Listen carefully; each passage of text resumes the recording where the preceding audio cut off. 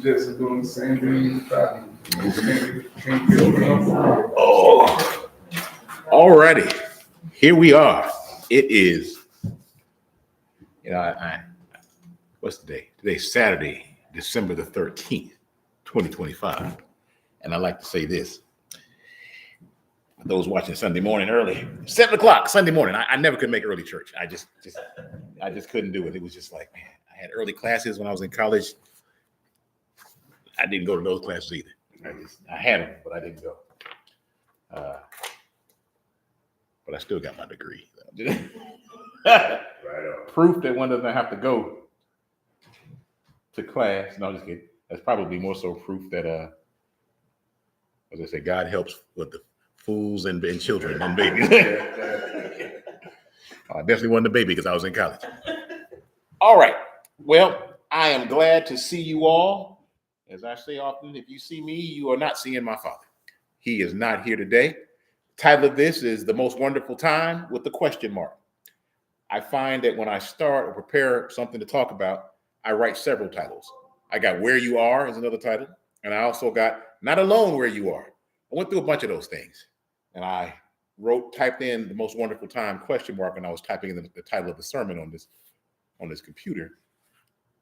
And so that became the sermon. It was not a decision made consciously. It was just a decision of, that's the first word I could read. So now, let me tell y'all how it's going this week.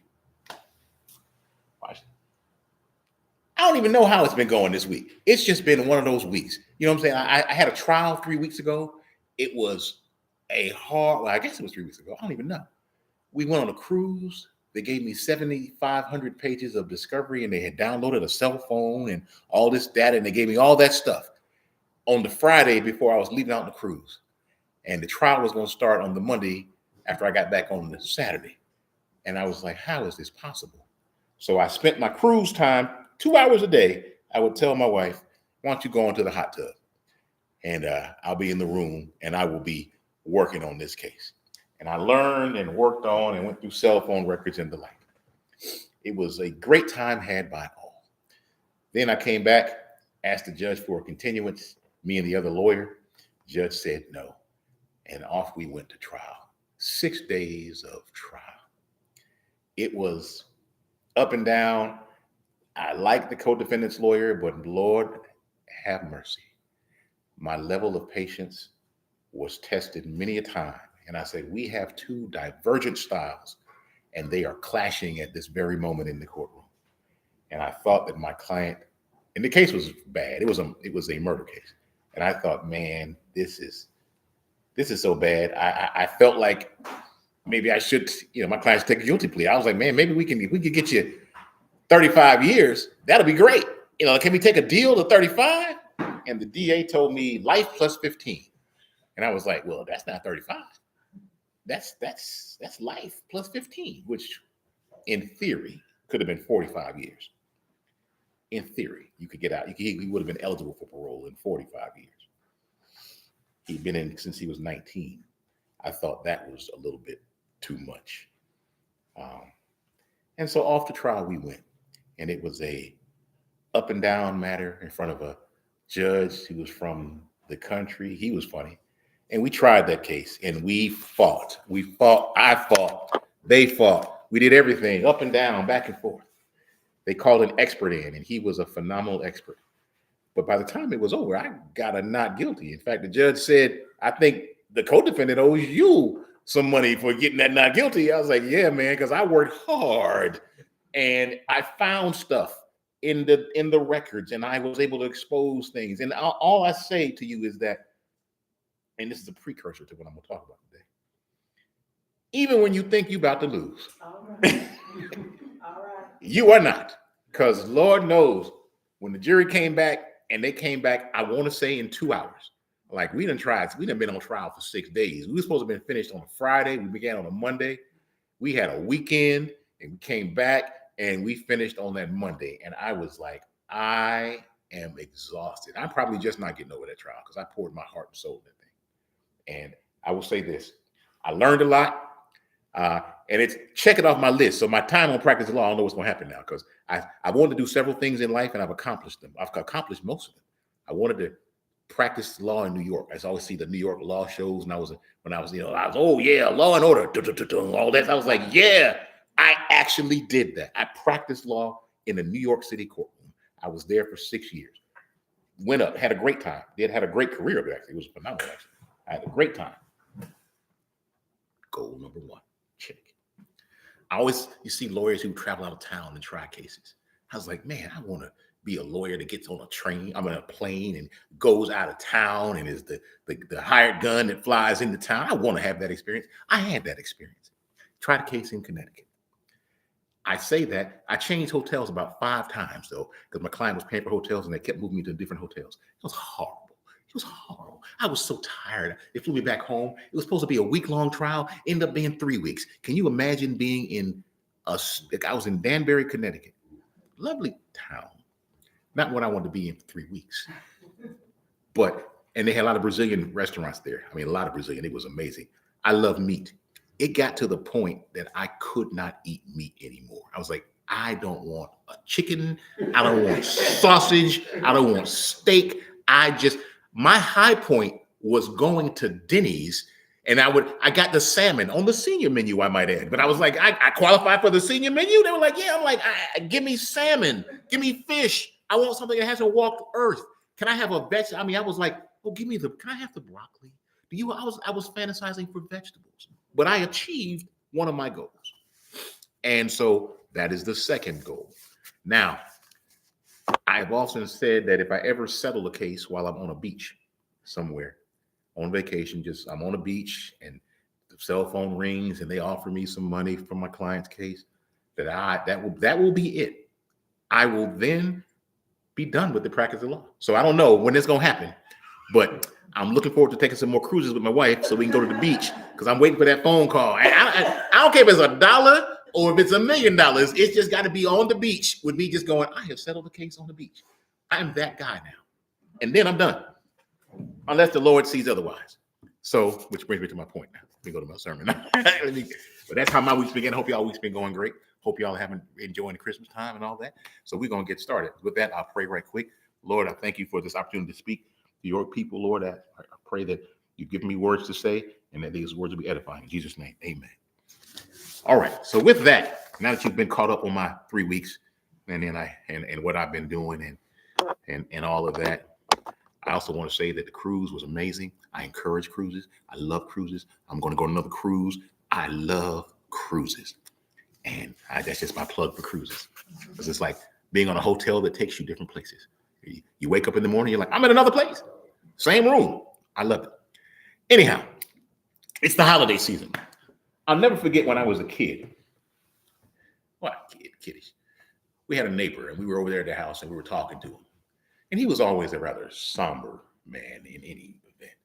But he would start talking about how we had a holiday gathering over at his house. And he just kind of started talking about, during the holidays, I get real depressed. And I've always been, and I was like, who gets depressed during the holidays? It's the most wonderful time of the year.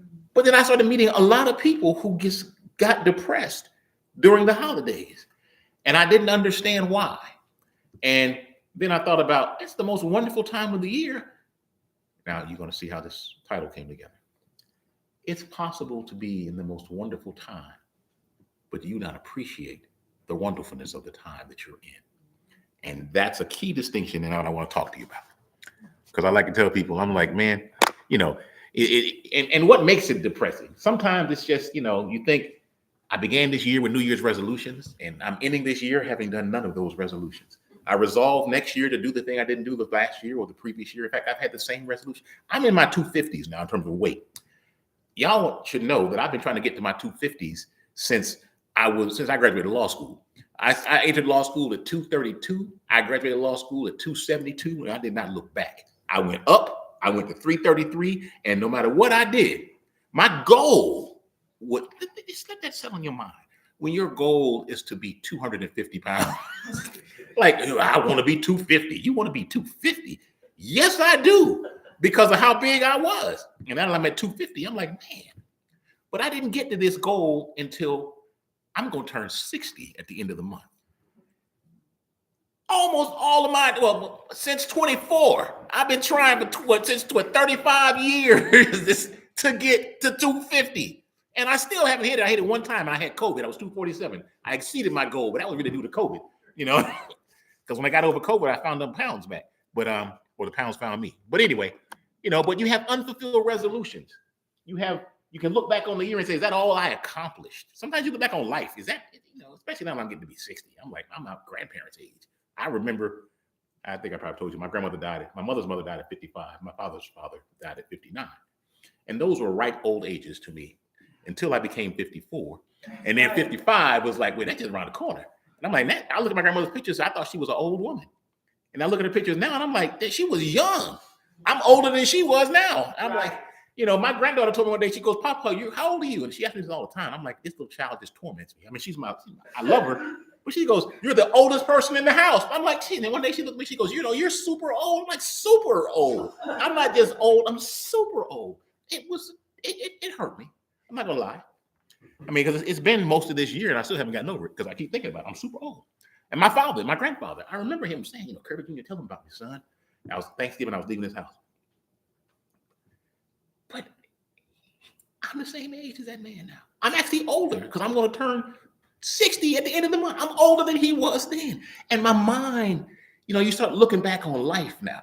You know, they say midlife crisis. No, you have a crisis, not even a crisis. You start asking yourself some questions. You're like, how is that even a question? But that's a good one. You know, when you think about your life and you start questioning things, and it can put you in a little bit of a funk sometimes. When you think, I was supposed to have had X and Y and Z, and then you don't have X, Y, and Z. But then you meet somebody who is your same age, or then you look back on your life and you go, yeah, but you outlived your grandmother. Well, that's true. I'm glad I'm still here. You know, you outlived your grandfather. That's true. I'm glad I'm still here. But a lot of life, you go through these questions as you progress along, not realizing that you're not at the end of life. You're just at the end that you conceptualize for life. Because I thought the end of life was here, you know, but it's not, because I think I'm young. I still feel I can do a lot of stuff. I would encourage you not to get on the floor if you're at least in my age range, because you get down on the floor, you got to have a plan to get back up. I mean, or you got to have furniture close by, because, you know, it's not just a hop up. You got to get to your knees, your elbow, and then you got to find the couch or the sofa or a chair, and then kind of start up and you maybe ease to the sofa, and you're like, oh, you got to breathe for a while. Then you get up, and then, a lot of stuff that can put you in a depression. I mean, I slept wrong, which, by the way, if you ask yourself, take that question, how do you sleep wrong? You wake up, my neck is crooked, my arm is hurting, my shoulders, my back is, what do you do in your sleep that causes you to wake up aching? That can put you in a funk.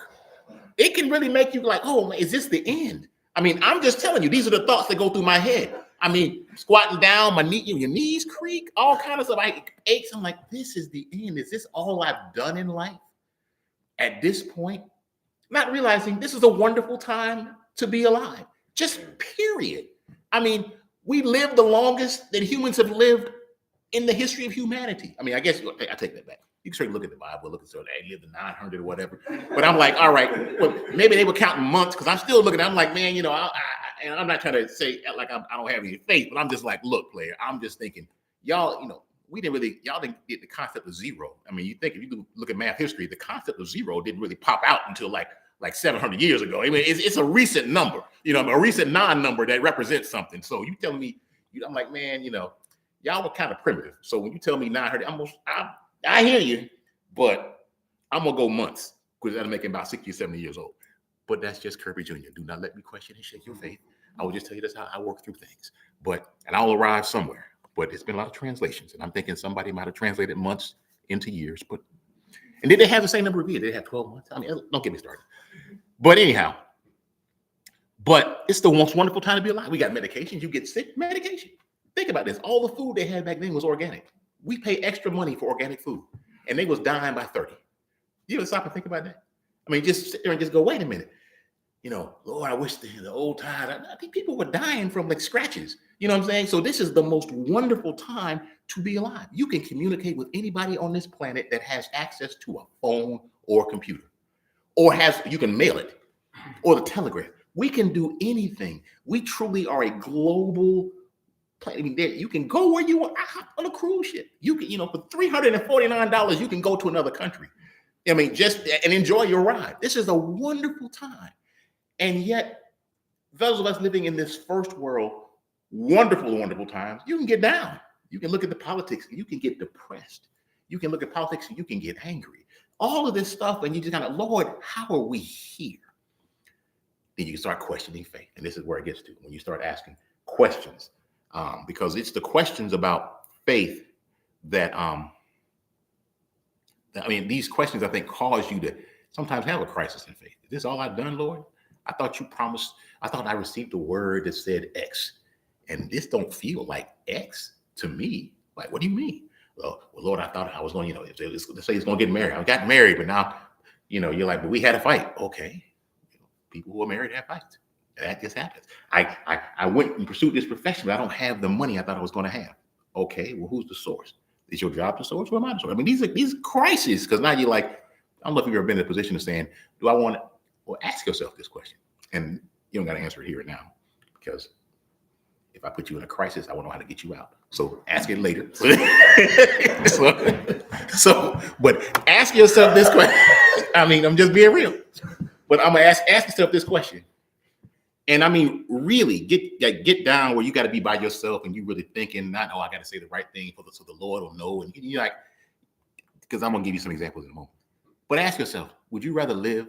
If somebody said you can live on the favor of God for a year, or I got a job that pays you $250,000 a year, all benefits and everything. Which one do you want? You're gonna be like, $250,000 a year. Well, maybe that is the favor of God. No. I gave you two. I gave you favor of God or $250,000, and you probably are gonna lean hard toward the $250,000. And if you come home to your spouse and say, "Baby, guess what? We living on the favor of God for you," there'll be some praise the Lord, hallelujahs for a minute, but then you get into bed at night. Now let me get this straight. You telling me that you could have made $250,000 and you opted for the favor of God? I'm just being real with you. When people say that, because you can make the declaration, the favor of God, because it's great. It's easy to have the favor of God, when you don't have to depend on the favor of God. You know what I'm saying? I mean, we are grateful for a lot of stuff, but I've heard people who are truly, they lost everything. Look in Jamaica, all these other countries, people have lost everything. Your country's being bombed, and you give them a shirt, and they're like, "Thank you." You're homeless here. Like, I talked to a homeless man. I was walking. He says, "People don't even talk to me. They don't even see me." So I just appreciate that. And he was appreciative. He said, "I don't even want any money, man. I just want to tell you I'm appreciative." I shook the man. He goes, "Man, you shook my hand." I'm just like, I don't understand this. But then I realized that's because I didn't need to understand that. My lifestyle is such that I don't have to understand that. If nobody talks to me, I got my family. If nobody gives me something, I got it. I can go get it. But so I don't have, and it sounds weird when I say it, but we really don't have to be grateful in the context of, we don't have many opportunities in which we are going to need to be grateful. We can be grateful that somebody showed us favor. We can be grateful that I'm truly thankful for that. But there's a difference when somebody gives you food and you didn't know where that meal was coming from.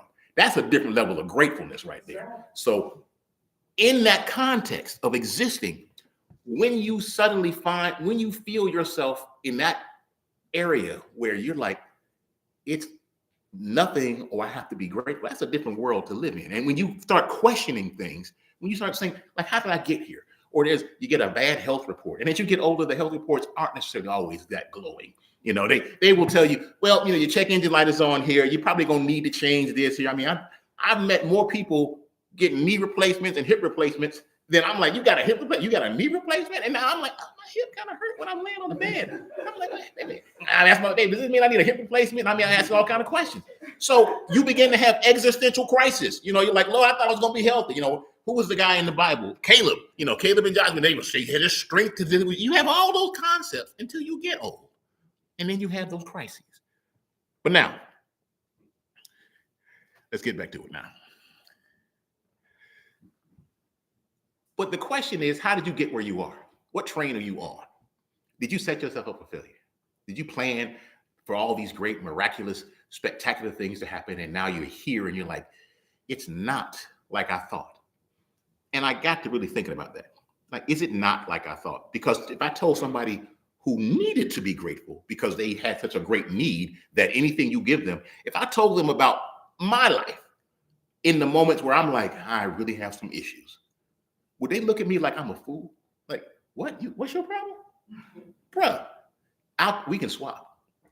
And they'd be serious. And I'd be like, well, no, I don't want your problem. Like, no, but I want yours. So, you complaining. But how did you get there? And I think the reason we get there sometimes is because we put in our mind how we think the future is going to be when we have no ability to bring about that future anyway.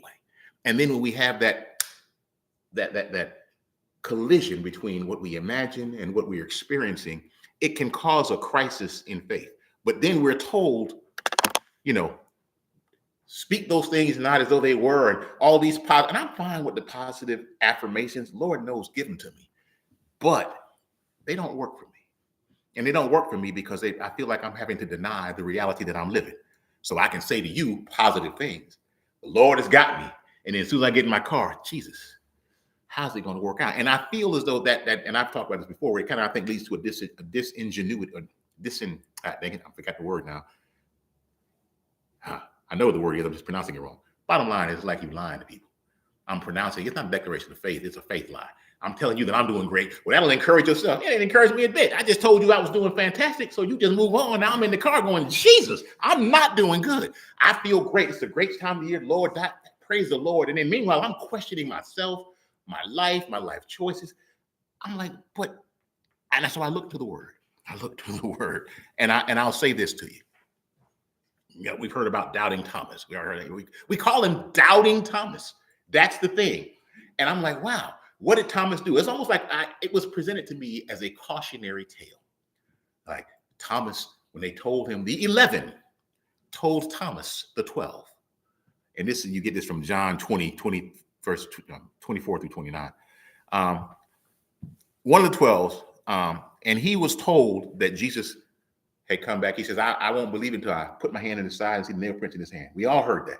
And then Jesus came and did it, and he goes, you have seen and believe. Blessed are those that have not seen and believe. So you almost feel like he was almost saying, they're blessed, but you're not. Because he didn't say blessed to Thomas. He said, you have seen and believe. Like, how hard is that? You know what I mean? The ones who haven't seen but believe. And so that was kind of how it was presented. And I would look at Thomas and I would think, yeah, man, because he walked with Jesus. He was one of the 12. He saw the miracles, the fish, the loaves, the water walking. He's everywhere doing everything. I've seen it. I've seen it all. And yet, when Jesus gets crucified, it was foretold what was going to happen. He says, I won't believe until I see the nail prints in his hand, and I will stick my hand in his side. And so I did some more reading. Luke 24, 9 through 10. You know who we don't call the disciples? The doubting disciples. But we should, if we call him Thomas doubting. And here's why. Mary Magdalene, Joanna, Mary, James's mom, and some other women were with them. And they went to the tomb. I remember the story. Stone was rolled away and he's not here. Why is he living among the dead? All the whole stuff. And they go back and the Bible, and I looked at this, it said they reported to the 11, which meant we know already that Thomas wasn't amongst the 11. And they told them about the 11, and it says they doubted the women. Stop. Full stop. You done just saw Jesus die. He done told you he's coming back. All this stuff, and he told you, and they doubted women. We just came back, and they doubted the women. But we don't ever call them the doubting apostles. We don't call them the doubting disciples, but doubting Thomas. But I'm like, wait a minute. Was Thomas really doubting? And I'm going to tell you that he wasn't. And I'm going to get there. Remember the road to Emmaus? As they were, some of the apostles, they were disciples, they were walking and they met Jesus. The word says that who he was hidden from them. So, and I'll just tell you the point I'm gonna make from this is that sometimes God don't need you to know that he's doing what he's doing. You don't need to, even, and you were right there in the midst with it. You're walking with Jesus right now. This is the Jesus who was crucified, and you are walking with him. And then sometimes you just like the Lord, you don't need to know this right now. I just need y'all to talk for a little bit. So sometimes you might find yourself in what you think is a bad situation, but you're right there with Jesus. You are in the moment, in the resurrection. Now, here's the thing. It says that Jesus, chapter 24, verse 40, Jesus met with the other disciples and he showed them the nails in his hands and his feet. And they did touch and they saw them. So, he showed the 11 disciples the nails in his hands, the nails in his feet. So up until then, why he showing them? He's showing them because they too were like, hey, you Jesus? Yeah, you Jesus. We just walk with you. And it's like, I think he is Jesus. Like, oh, it just opened up. And they look for the nails in the hands, the nails in the feet. My point is, when they told Thomas, they had to be saying to him, man, we saw Jesus. He's like, come on, man. He's like, no, we put our nails in his hands, nails in his feet. So what did Thomas then say? I won't believe until I do what y'all did. Nails in the hand. He wanted to go into the side. That's a little weird. I think Thomas was a little bit weird and a little special, but that's another story. I don't understand why he wanted to do that. But I'm saying to you that, first of all, the parentheticals in the Bible aren't scripture. So don't take those parentheticals as meaning anything other than some author writing that down.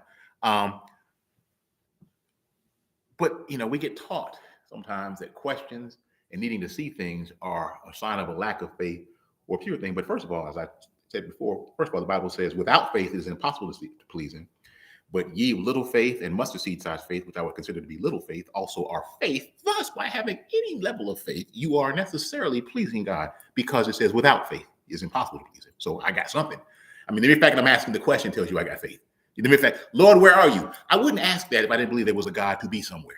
Do you understand what I'm saying? Lord, you didn't fulfill this promise. I wouldn't ask that question if I didn't have a promise that could be fulfilled by a God capable of fulfilling those promises. So sometimes we ask questions that cause us to doubt, but you have to recognize that in the midst of that question that is an expression we would think of doubt, it is actually an expression of faith, because I'm questioning why you, who must be, didn't do the things I thought should be done the way I thought they should be done. But I'm asking you. You understand what I'm saying? Like, I don't go, it's like, who you praying to? Nobody. Well, then why are you praying? I'm praying to someone. So the fact that you're having that conversation, that's the first part. So you shouldn't feel bad for having questions or even feeling bad during this so-called most wonderful time of the year. Because, yeah, we're human. We have that. We have ups and we have downs. And God understands that because he made us that way. So sometimes we might say, I know I shouldn't be feeling this way. I know I shouldn't say this. I know I shouldn't think this thing. After all God has done for me and all the things, here I am questioning, and you kind of feel bad. I say bask in it. Live in it. This is where I am, Lord. Right now, I am questioning. And I'm telling you that because the only person that can make me not question is you. Because the testimony of others, the doubting disciples. You know what I'm saying? Your testimony didn't convince me. I'm glad you had it. I heard what happened in your life. The Lord blessed you. The Lord did. Hallelujah for you. That doesn't change my life one bit. And if I want it to be as a spectacular, and I'm assuming everybody's story when they give testimonies or whatever is as spectacular in real life as it is as they tell it. I mean, when I tell you, and I'm not saying people are lying, when I tell you my stories, I don't even embellish. I tell it with you in a emphasizing manner, but the words, I don't really go like too far afield. I make it colorful, but I don't make it untruthful. But sometimes I'm like, the Lord did what for you? Mm-hmm. Yeah, because I don't believe the Lord did that. You know what I'm saying? One time I heard somebody say, the Lord gave me the money to pay the tithes on it. I'm like, really? Or could it be you sold the house for this amount of money, which meant you were going to have that money? Like the Lord, like that. See, come on now. You connecting dots. I don't think, because when I start in your times of doubt, you will break down anybody's testimony. I'm just telling you that right now. You break down your own. You break down, they lying. They say, I know what they're going to do, like for real. We do that. At least I do that. I mean, now y'all might be better than me, and I will give you that. But I'm just saying, as a practical time, in the most wonderful time, I don't believe it's that wonderful, is what I'm thinking to myself. But it's okay to have that conversation with the Lord, because we can condemn ourselves. And it's okay to say, I fell short. Because sometimes you do fall short with a year. You just did. I didn't make it. Lord, I was supposed to do this, and I didn't get it done. That is correct. And ain't nothing wrong with that. He didn't say he's going to make us superhuman. He just said he's going to be with us. You know what I'm saying? So if you say, Lord, I had promises, I had plans, I was going to move on the thing that you told me to do, I was going to do all these things, and I just didn't do it. And you begin to feel a little depressed. Okay, anticipate it. Factored in, part of the process. But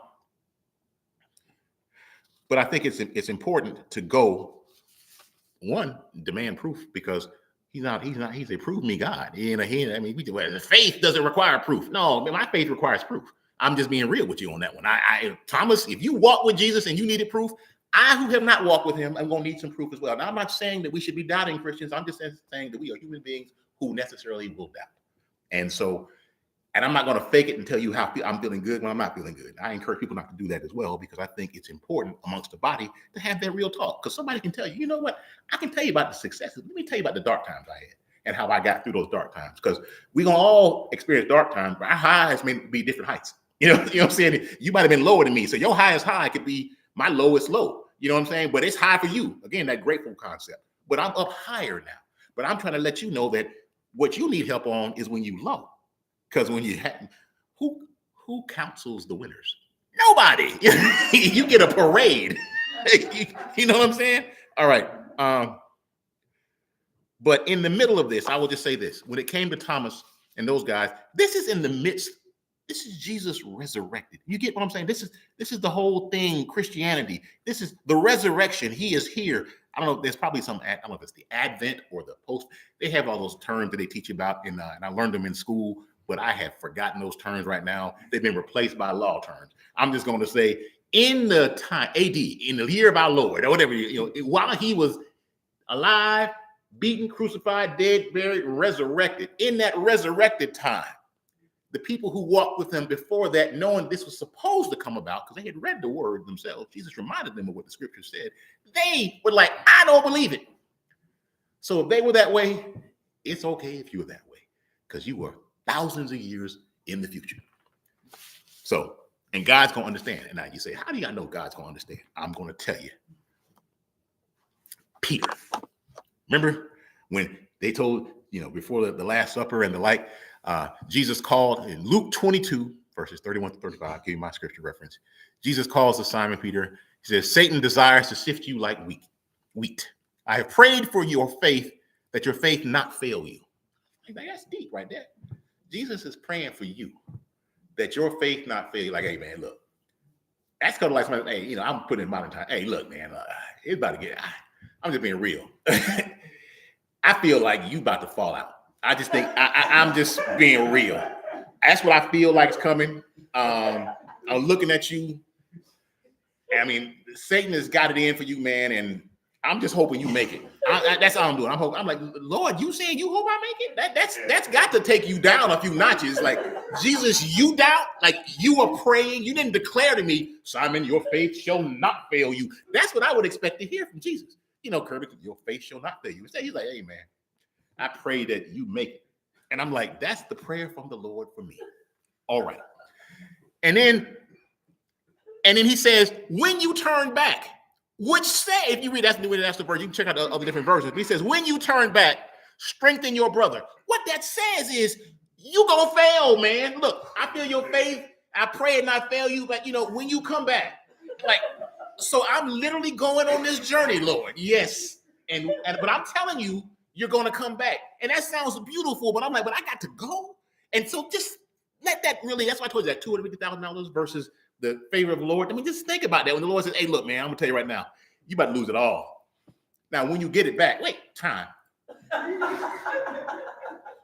Can I keep it all and still get the stuff that I was supposed to get if I lost it all? I mean, you're the Lord after all. You can do it all things, but no. Now I keep on going with that. Then Simon says, Lord, I will go to jail and death. Because that's the faith declaration. How you doing? Blessed and highly favored. That's the faith declaration. And Jesus is like, I hear you, man.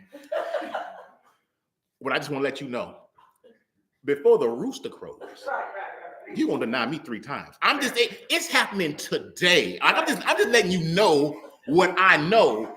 And before the day is out, you're going to deny me not once, not twice, 3 times. You're going to be committed. You get 3 strikes in baseball. I mean, you think 3 times is really like, that's all to see. There's Trinity. He invoked whatever, the spiritual significance of number 3. I don't even know. But he's like, I'm letting you know, you're going to be hard on the fail. It's happening.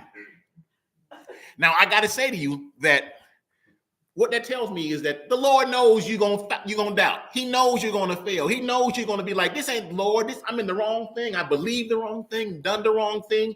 I am at the end of the year, it's supposed to be happy. I can't really buy all the toys I want to buy. I can't buy all the gifts I want to buy. The power bill, I don't want no lights. We get some solar powered lights so we can maybe save on the power. I mean, whatever you want to. Although I'm a strong fan of solar powered lights, don't get me wrong. But I mean, we got a bunch of them around our house. But plus they keep throwing our switch with the plug-in. So I'm like, I'm tired of going to the basement and flipping the switch. So I'm like, let's do solar. But all I'm saying is that the Lord knows you're going to be here. He knows you're going to fail. He literally knows, like, hey, look, and not from the predestination concept. He's like, I made you. I know you. You was a little, I was going to say a little punk. Well, I just said it now, didn't I? When you was a little kid, you couldn't hold water as a child. You've never been the big, bold one. And now I'm just telling you, bruh, we've been, and think about it. I know you walk with me. I know you've seen the walk. You saw a man walk on water. You saw some dead ray. You've seen all of this. And when you turn back, it's just like, wait a minute, Lord. I will die for you, Jesus. I will go to... No, you won't. Right. And I'm being real. I'm Peter. I can be Peter. I think we can all got a little Peter in us. It sounds great until somebody asks you, when, you know, I'll use the modern day equipment. Somebody got a gun. Were you one of Jesus' followers? No, I was not. I ain't got a problem saying no. Not at all. Jesus who? Curse? Boy, I do whatever you need. I will rob somebody right now if it'll keep you from killing me. So yes, and I just saw what you did to Jesus. I saw that. He raised from the dead, and y'all killed. I don't know. But I'm saying that's the same process we have when we have that doubt, when you have the little depression. Now, obviously, you can have depression that can be as a result of some condition that you need medical treatment for. I'm not saying you can pray the depression away. So if you got depression, if you got all this stuff, work out the spiritual, work out the natural. But hey, sometimes a pill is what the Lord has designed for you. I went to Oral Roberts University, merging of prayer and medicine. I believe in that. So, but sometimes it's a spiritual problem. It's an emotional problem. It's just a personal problem. But the Lord knew you were going to be there. He's also provided for doctors, so you can go to the doctor. But I'm saying he knows you're going to be there. So why not be real about it? Don't just declare, Lord, I'll die and go to prison for you. Lord, you know what? I got to tell you. I don't know if I'm going to be able to do this. You're right. And the Lord's like, I know I'm right. I'm the Lord. I'm telling you. You know what I'm saying? That's the thing. But we have to know that. But God knows where you are. And here's the key point. These two things that I've told you about all happened to the people who were with the Lord at the time that what the scriptures had foretold was happening. This was leading up to the crucifixion of Jesus. This was after the crucifixion, during the revelation, the resurrection. These things happened when you would think this is like, well, I'd love to have been with the Lord back then. No, you wouldn't have. I hear people say it all the time. Oh, I would have walked with Jesus, and they get to shouting and all that other stuff. And I'm like, no. What the people who walked with him did was question, doubt, be like, I don't believe it, Lord. I got to see the nails. Man, Jesus raised from the dead. Man, I don't even believe that. Because you got to think how that goes. And I like to use it. I know in Christianity, when I was growing up in church and all the churches we went to, everybody always spoke in King James type English about the Bible. You know, thus saith the Lord. I'm like, can he just say regular English? Is it always a thus saith the Lord? I mean, I'll always be there. I mean, that was my thought. But I'm just saying, so we probably envisioned British speaking people having this conversation back in the day, but it was just some folks, just some really hood folks, fishermen, just like, yo, man, you saw what happened to Jesus? Man, look. I can't even do this, man. How you feel, bro? I'm questioning why you followed this man. You got to be real, because in your life, when you come upon struggles and trials, or sometimes just questions, and I got more. Perhaps your fear is that you believe the wrong thing for a long time. Imagine that. Like, I can't ask any questions because if I get an answer that contradicts what I believe, or maybe I made a mistake. And it's all over. I just gotta no, believing the wrong thing because you're scared of finding out what the right thing is not a good reason to believe the wrong thing. No, I believe the wrong thing. But the favor of God got you to that point anyway. You are at the point where you can say, Lord, I got a problem. And he can say, well, I got an answer. I got a solution. But Lord, I just don't want to ask those questions. Why not? You gonna lie to yourself? Lying on behalf of the Lord. I hear people, preach sermons and they give things that'll, build the faith. I told you about that. People, I sometimes question their testimony, and that's just because I was a prosecutor. I'm a defense lawyer. I always ask questions, and God, I trust. Everybody else, I investigate. That's just how my mind works. And I am sorry, but that's the facts. But I also have to be real about it. And I'm like, man, I don't know. Jesus knows. So it's okay, because whatever you needed to believe to survive in your Christian walk, you don't necessarily have to hang on to that in order for you to thrive. And that's the same principle for life. If you grew up in an abusive household, so I learned how to do things so that I would not attract attention to myself. Or I learned how to do things so that these things wouldn't happen to me, or whatever. I learned how to do these things to small up myself, be quiet, to humble, or just to be aggressive. If anybody comes to me, if I'm aggressive, I can keep them from coming at me because it's a protective shell. But that's what you learn to do to survive. Yeah. But you can't thrive in life being aggressive to people. Right. You can't thrive in life living like you did just to survive. I mean, soldiers who come from back, over, back in previous wars, they say they had me killing over there, and they bring me here and they say, now don't kill. It's like, bro, I've been doing this for a year, 2 years. I mean, how do I? But that's what you needed to survive. But to thrive in the faith thriving realm, you need to be able to search for the truth and know that if you made a mistake in the past, that's okay. The Bible, the apostles, the 12 doubting apostles, and because I've already showed you, they didn't believe. Not just doubted, the 12, and the one of the 12 was a betrayer of Jesus. So the 12 and the 11 doubters and the 12 betrayer and doubter, who may in theory have been a real hardcore believer and wanted to force something, because there's a theory about the zealots and all that kind of stuff. I've heard that theory from Judas apologists, whatever it may be. I'm not getting into the theological significance of that because I'm just not, because I don't do that. I'm just saying 12 of them all failed spectacularly in the midst, at the time when it was the Advent, right on Advent, during the part leading up to his trials, his persecution, the passion of the Christ, crucifixion, death, burial. During the critical moments, they all failed. That's right. Every single one. So it's okay to say, I failed. It's okay to doubt. It's okay to have any of those things. So long as you're willing to turn and look to God and recognize that you may be on the road to Emmaus, walking with Jesus and just don't know it because it's not for you to know right now. You may doubt, and then when you see the thing, like, well, you can't express your doubt, I'm going to express it all. Me not expressing it not going to change me having it. I'm just if you say it, it'll come to fruition. Jesus, didn't Jesus say, if I did it in my heart, I've done it in real life? Yes, well, I would imagine that would apply to my thoughts. If I think it, then it's just like me saying, oh no, where's that in the Bible? People start making up stuff then. I'm like, well, you just keep making up these biblical principles. And I'm like, oh, my nose is hurt, right? I'm like, you make up these biblical principles and they're not biblical principles. They're just excuses, things you need to survive. But I'm trying to thrive in the thing. So if I want to thrive, I need to be prepared to have a real adult conversation with myself and an adult conversation with other people, which is, hey, man, how are you doing when you're at your low point? Because this is what I'm going through. Man, I'm going to tell you, and I'm going to pray for you. And I like that. I'm going to pray for you, but sometimes, just saying the word, I'm going to pray for you is in fact the prayer that people give you. That when they say it, that's all you're going to get. They're not going to be, I'm just being real. Now, my parents would actually, I came over at 7 o'clock in the morning. They'd be out here praying for people name by name. I'm like, y'all are serious about this. When you say I'm going to pray for you, they really would.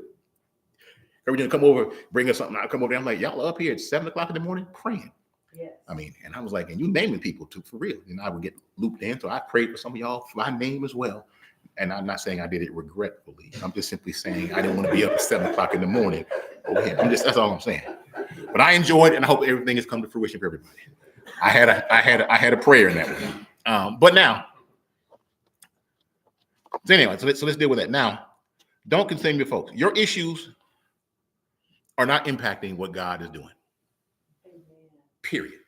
I don't care how much you doubt. You can doubt all you want to. Lord, I don't believe it. Okay.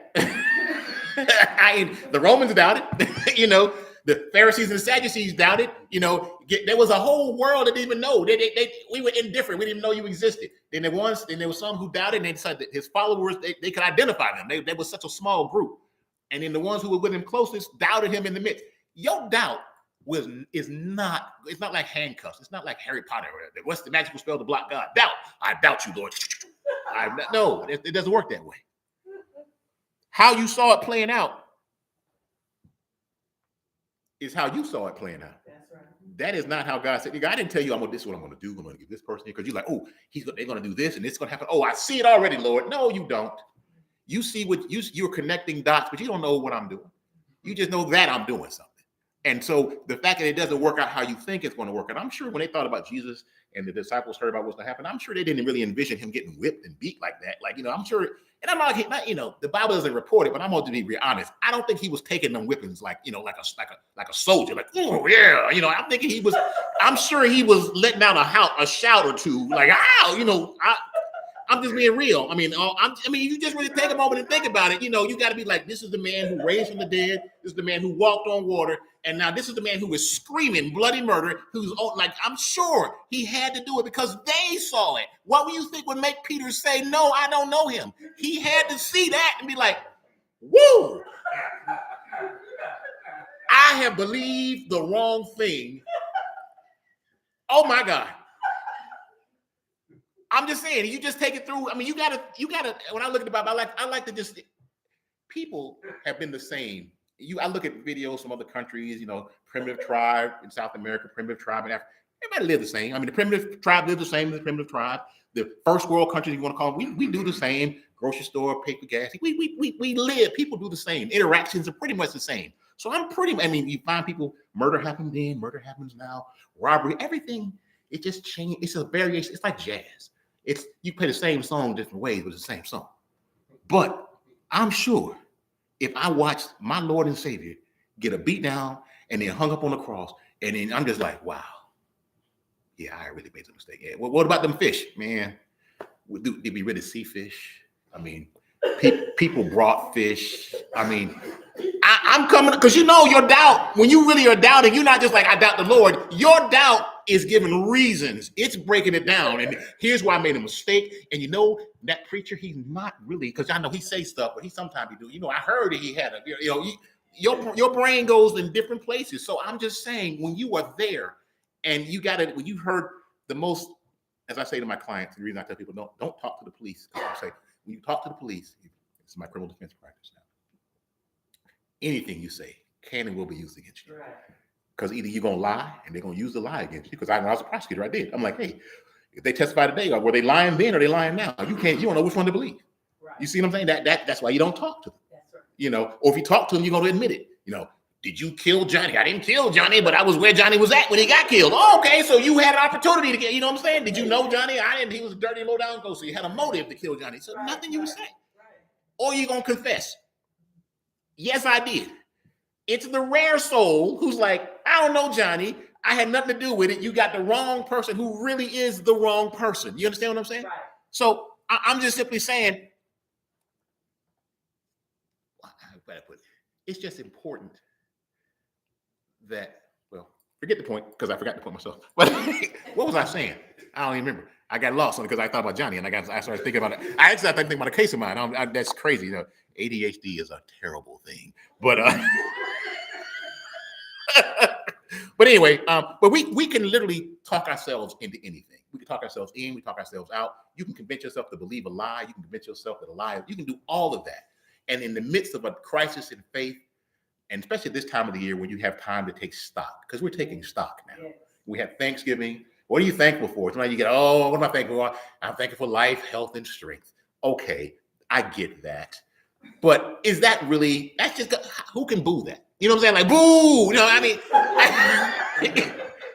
But the flip side is, I kind of want to do that. I'd be like, hey, man, that's it. Hey, I'm thankful for water, because without it, we would all die. I'm life, health, and strength. What are you thankful for? Get down, ask yourself a real question and get a real answer, and it's like, quite honestly, you've been kind of rough.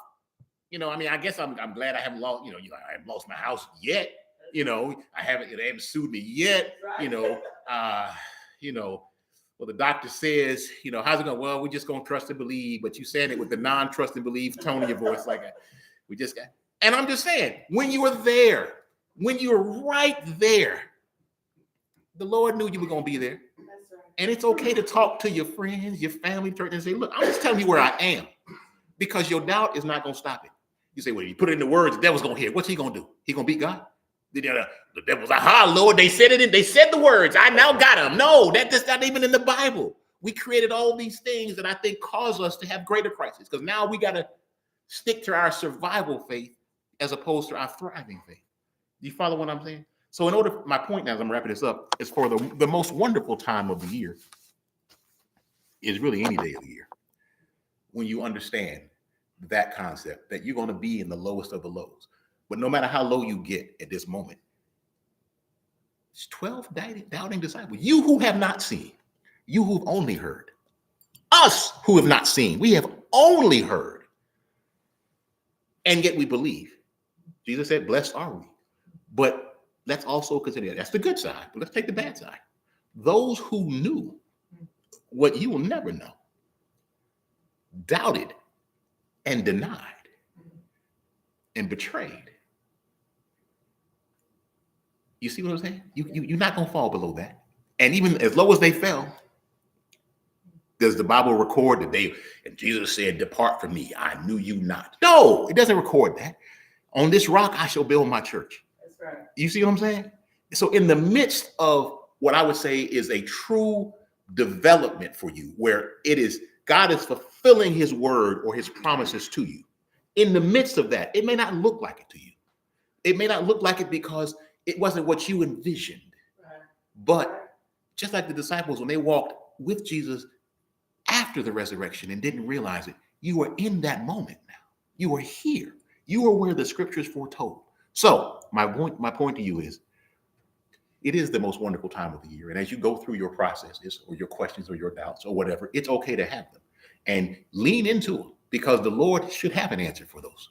And don't lean into yourself necessarily, because as I told you, I, Kirby Jr., will tell people sometimes when I'm feeling down, don't let me get you down, because I convince people to do stuff for a living. Okay, I convinced 12 people to let somebody accused of murder, actually 2 guys accused of murder, go free. I've convinced people to, I'm a professional question asker and bring it all together and then convince you to do something, give us money, take away freedom, or give them freedom. That's what I do. So I will bring you down. I will. I'm bringing myself down.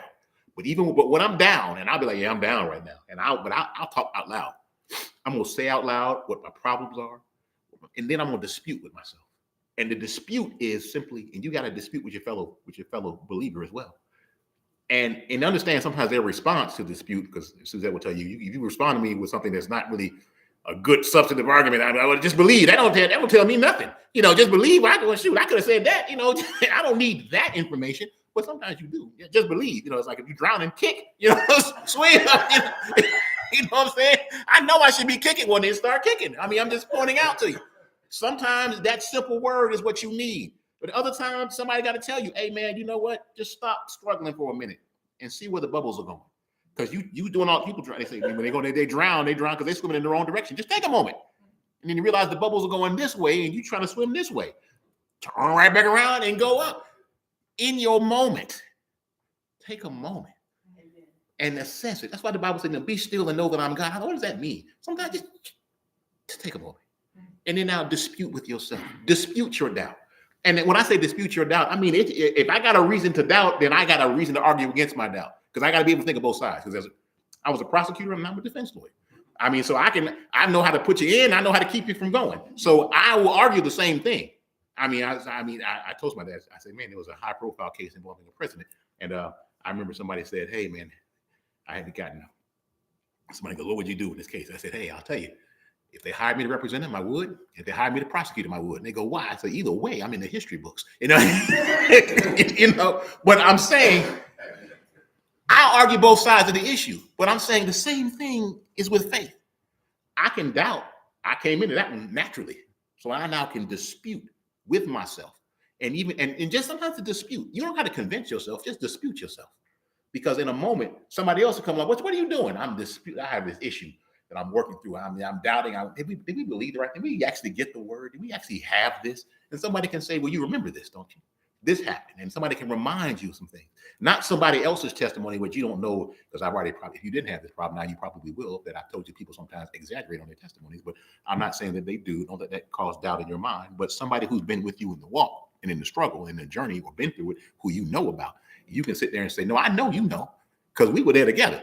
I looked up and there you were right with me. I'm like, hey, we need to say, which boat are you in? We in the same boat. I was rowing up. Hey, you right there behind me.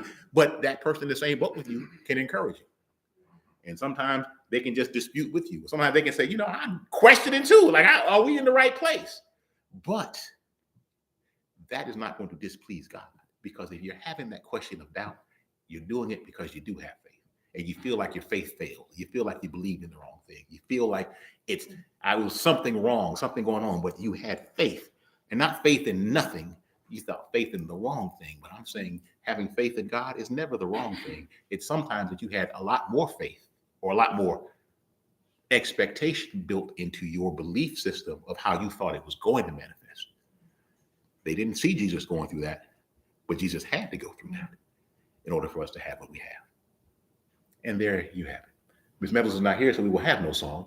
But